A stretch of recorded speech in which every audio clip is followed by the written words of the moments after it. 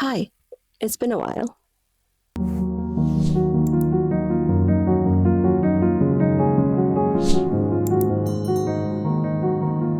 Welcome back to a new episode of Potions and Processing. I'm your host, Raven White. Now, it's been a while since I last did an episode, and did I do my research and go back and look at what my last episode I posted was? No. But I think we all know by now that I have multiple sclerosis. I was diagnosed with primary progressive multiple sclerosis in September of 2025, and here we are. And I'm back with some updates. I had to stop filming for a while because the weight of the diagnosis and the weight of my symptoms and how I was feeling was just too heavy. And I was navigating so many different things that we'll talk about that it just became too much. And I really appreciate everyone who stuck around. And when I did occasionally upload a reel and people commented, that meant a lot to me to know that you remembered and you thought of me. And that was nice because I haven't been on the internet for very long. And I really appreciate that. So thank you. It's part of the reason why I'm back. You'll have to forgive how I sound also. I am still getting over bronchitis and I sound a little bit stuffy still. This journey started off as a way for me to kind of process a lot of the trauma that I've been through. And I've made a lot of videos about it. And I'm not going to take any of them down. I'm going to leave them up because they're important, because they deserve to be heard. Kind of that version of me doesn't exist anymore, in a way. And not that my trauma isn't going to be talked about. It is. So much of who I was when I started this whole endeavor is so different now. And the only way that I can really describe it is, well, I guess I really haven't found a way to describe it yet. The best way I've been able to tell people close to me is that when I got my diagnosis and my health so drastically went downhill and I started to lose bits and pieces, I felt like something in me was just fundamentally broken. And I still feel that way. I feel like who I was is so different and gone. And I feel like a different person now. In some ways, I feel calmer than I did when I started making these videos. I wanted so badly to expose everything that happened to me. And I still do. And now I'm filled with so much grief and sadness because the toll that trauma took has manifested into today.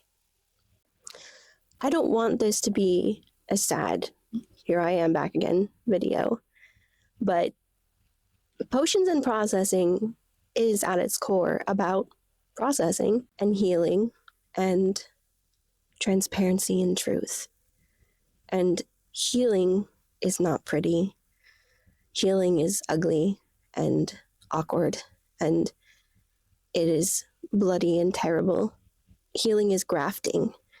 It's taking pieces of yourself and using it to cover the parts of you that hurt until you come to a place where you feel you can talk about it, where you feel you can process it, where you feel like maybe it's not going to hurt so much. A lot has changed for me in the last few months since I got my diagnosis. You may see I'm wearing glasses now. I have a new love for glasses thanks to my little glasses chains. I have little snake spine on them. I've been really identifying with the snake lately, the metamorphosis of shedding its skin and becoming something new, growing new patterns, growing longer, and embracing the new piece of art that you become. So I'm kind of leaning into that energy a little bit. So where do I begin? In the time I've been away, I have been really busy. I officially launched Entropy, my chronic illness poetic memoir, and it is finally available. I'm having a few minor hiccups with the printer, which I'm hoping to overcome shortly. But you can order it on my website and you can get it on Kindle, which is very exciting. But if you get it from my website, it comes with all kinds of cool things and it'll come from me directly, which means you'll get a signed copy. And I think that's pretty cool.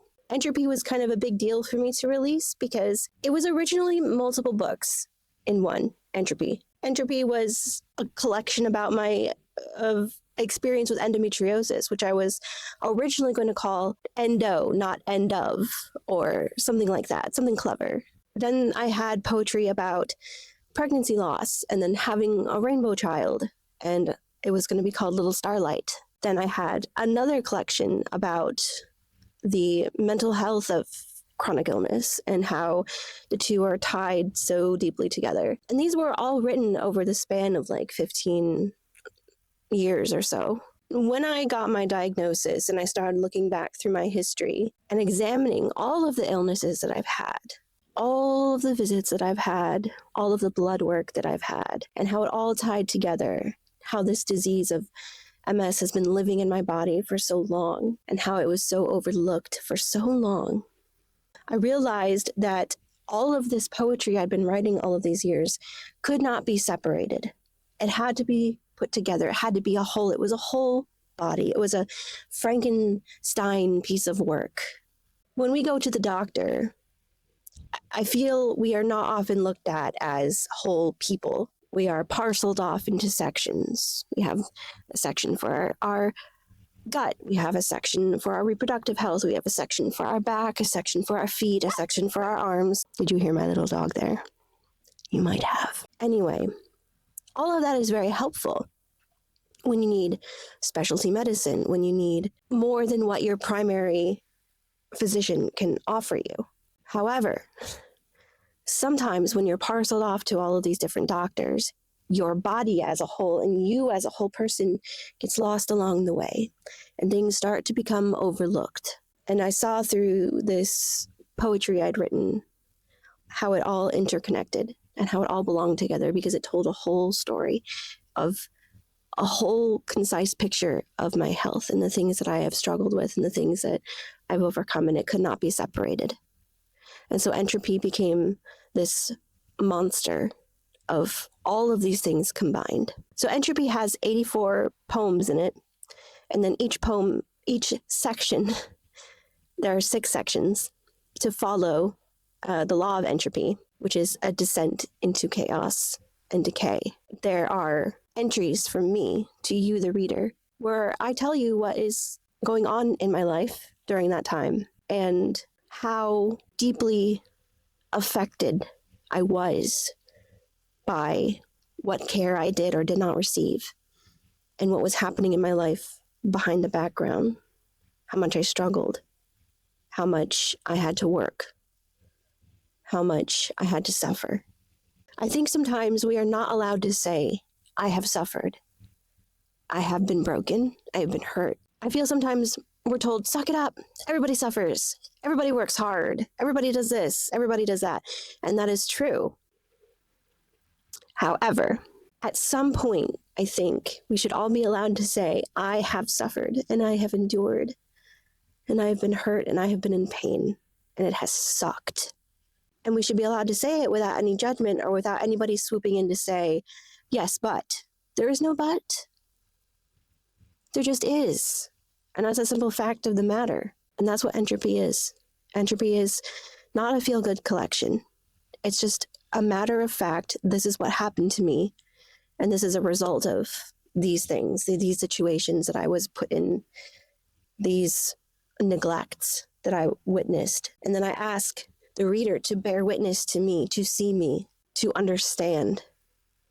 And then in doing so, allowing themselves to witness their own pain and their own experiences and to let themselves be validated, because my experience is not like, my experience is the norm.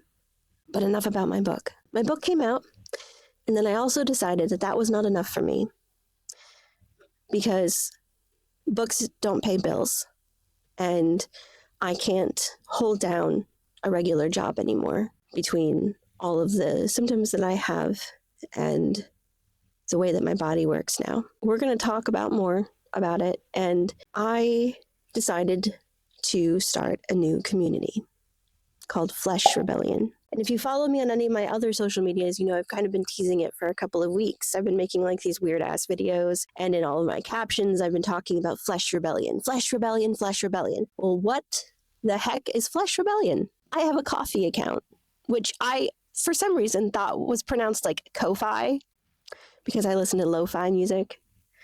But I have a Ko-fi account where you can send them a coffee. And I've had it for a while, but I've never really done anything with it. And so I have revamped it. And now there are membership tiers where you can become a member and support me, your new favorite chronic illness creator. I want to tell my story and to share it. And I also want to build a community behind it, a community for people who want to be able to express what they're going through and have honesty about what healing is like and be able to have support while they're going through it. Flesh Rebellion just feels like the kind of place that those people could exist. Our bodies are in rebellion against us. We are fighting an active war zone right here in and amongst ourselves. And so I've started a membership tier on my Ko-fi account where you can join, and I have a bunch of cool stuff that we can do together. So for $5 a month, you can join my Spark of Defiance tier, where you get member-only posts, you get weekly updates on my MS journey, you get Zentangle art previews. So one thing that I do to help myself calm down, to meditate, to feel better, is I do Zentangle art. So this is an example of one of my Zentangles. This is like the popular one. Everybody loves this one. And Zentangle is where you draw a shape on a paper and then you trace around the shape until the whole paper is filled in. And I love doing these. And you can do in any theme, any color, anything you want. And so they're just really fun to do. And sometimes I even do them around my poetry. Here's one I'm currently working on. So it has words from some of my poem in it, and then I'm tracing around it to create a Zentangle. They're fun and they're relaxing. You get early YouTube access. So all of my videos will be posted like a day or two earlier than YouTube. So you get them early. You get exclusive discounts, and then we do a Rebellion roll call post. So every month for everybody who joins, I will shout you out and mention you. For $12 a month, we have the Graft of Uprising. And in this tier, you get everything you get in the $5 tier, but then you also get access to my Discord where you can talk amongst yourselves, you can talk to me directly, you get access to the official Entropy playlist, and you can ask questions about the songs on the playlist. The playlist is available on both YouTube and Spotify, but you can only get it through this membership tier. You can do polls and voting on the art projects that I do and on topics for YouTube videos. So if there's things that you specifically want to hear me talk about, you can hear me talk about them and vote on them in the Graft of Uprising. You get weekly updates on my journey, a little bit more in depth than Spark of Defiance. So that's pretty fun. And then for $25 a month, which is the big one, we have the Bloom of Alchemy, where we alchemize our pain and suffering into art. So in this one, you get everything the other ones get. Also, I forgot to mention that in the Discord access for Graft of Uprising, you get your own special role. And then in Bloom of Alchemy, you also get your own special role. We do a quarterly alchemist ritual. So that's like a live Q&A. We do interviews with other chronically ill people. We do art together, whatever it is that we have coming up. So every quarter, we'll do something live together, a live participation event. A monthly merch or art raffle. So we will do like a Zentangle. I'll raffle off like one of my Zentangles. I'll raffle off one of my books. I'll raffle off something of mine that I have made every month. So one of you will be able to get it. you'll get real-time updates on health and my life. So you'll get more daily things on things that are happening. Like I have a surgery coming up this month. So you get more behind the scenes access of what is happening, like as it is happening. You get more polls and voting on topics in art as well. So there's so many cool things that you can do when you become part of Flesh Rebellion, and you can meet more new people who are like we are, where we are doing our best to survive and make it in this world. And I know that not everybody can afford, and that is totally okay. I do still post on my Ko-fi account regular things that are free, so you can still follow me for free and see what I am posting on there for free as well. So a follow is just as nice, and there's no hard feelings at all ever if you're not able to support me financially. I completely understand. So let's talk about the glasses, because I feel like that's the biggest change from the last time that I saw you. One of the things that I started to struggle with was double vision, blurry vision, some pain in my left eye, and just having trouble focusing. My left eye, I noticed, would focus a lot slower than my right eye. And I was also experiencing a lot of dizziness in general when I was walking. And I say that in past tense as if I'm still not experiencing it. I still do, but I'm just saying it that way because that's what was happening when I was, seeking treatment. One of the most common first time signalers for MS is optic neuritis.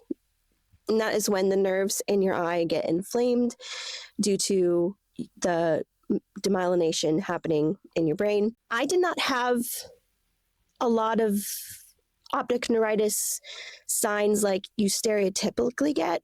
A lot of people will lose vision temporarily, and then they'll end up in the ER. They'll have to do steroids, and then they oftentimes will get diagnosed that way. But I've never lost vision or anything like that. Sometimes I'll see sparks of light behind my eyes, or even, when my eyes are open.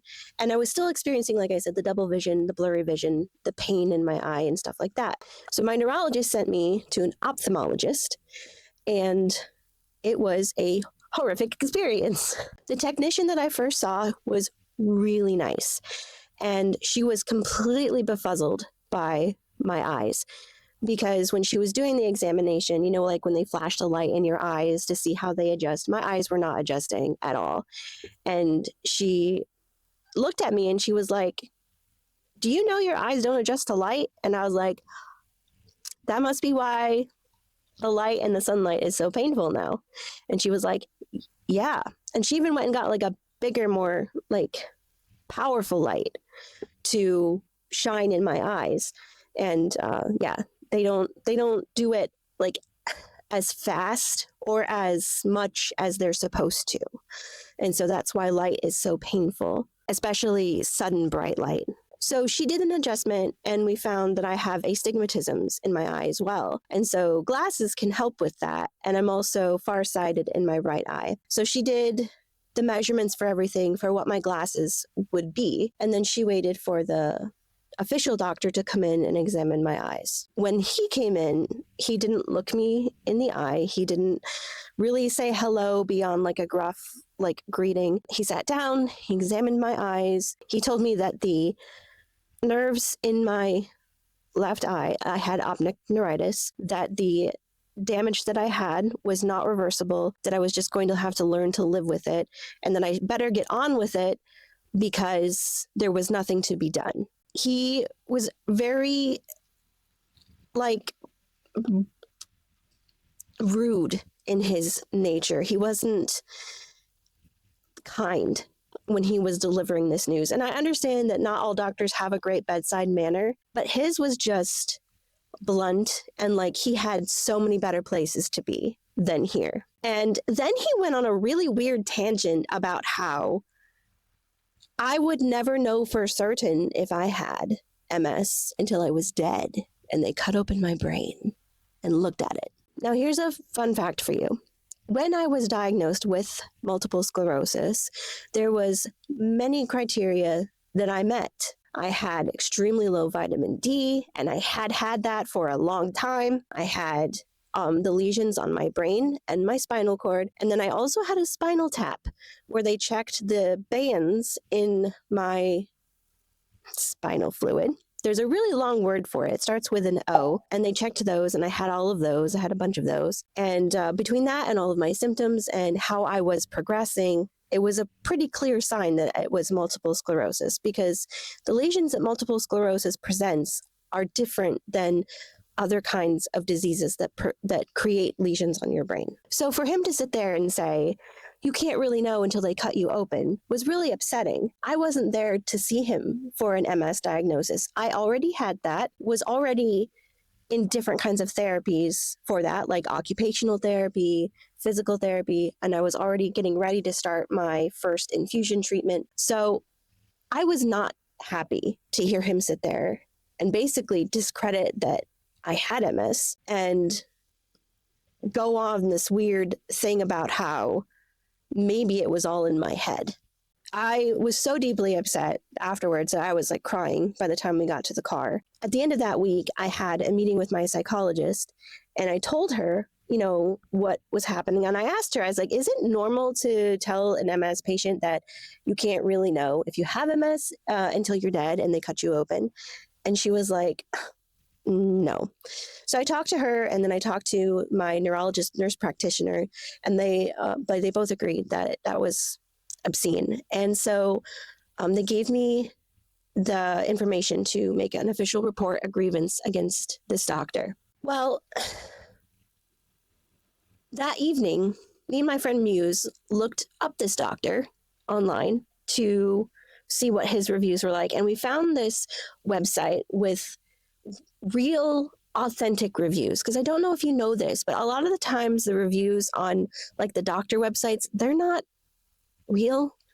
They can be botted, especially if they're all like 5 stars, or if they're all like 4 stars. A lot of them are like bots. And so we found a website that was an authentic website for reviewing doctors, and they were very negative reviews, and they were all from women. And they all pretty much said the same thing, that he was rude, that he was condescending, that he treated them badly, and he had a vast history of doing so. And I wish I could say that I was surprised when I saw that, but I wasn't, because I've seen and experienced this over and over again, especially from male doctors who treat femme-presenting people and women as less than patients. It is disheartening knowing that he has a history of treating people in a bad way, but he has tenure, so he can do what he wants, and he does because he can. And chances are he acted that way beforehand anyway, because he could, because he was allowed to. And the thing is that when you allow a bully to be a bully, the longer you allow a bully to be a bully, the more brave the bully becomes, the more brazen they will act. When you give permission to a bully to be a bully, it just gives them consent to keep on keeping on. And when they go unchecked, the behavior will never change. And here we are, this old man, still practicing medicine and still being a bully. Still making patients cry. Nobody wants to go to the doctor with a devastating diagnosis and get told things that are not even true, or to have second thoughts placed in their head, or to be belittled to the point where they're crying, to be made to feel like the things that we are experiencing are in our heads. In my case, it is in my head, but not in the way in which I have been made to feel for the bulk of my life. Potions and Processing is full of rage. It's full of rage and grief, and it is full of change and validation and hope, because that's the only thing I really have to cling on to these days, because I'm having a really hard time finding anything to cling on to these days.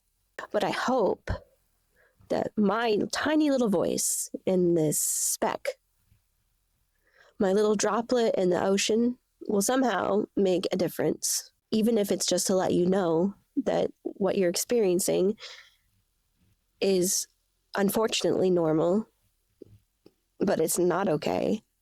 And maybe we can do something about it. Maybe. This has been this episode of Potions and Processing, and I'm glad to be back. I'm glad to be here, and I'm glad to be alive, although some days that waffles. But ultimately, I am glad to be alive. All of this is so hard, and I don't know how to do it. I don't know how to do any of it. But I'm just going to walk it with you. We're going to figure it out together. And I'm going to be honest with you that I don't know how to do it. I don't know what I'm doing. But, I mean, that's how everything starts. So,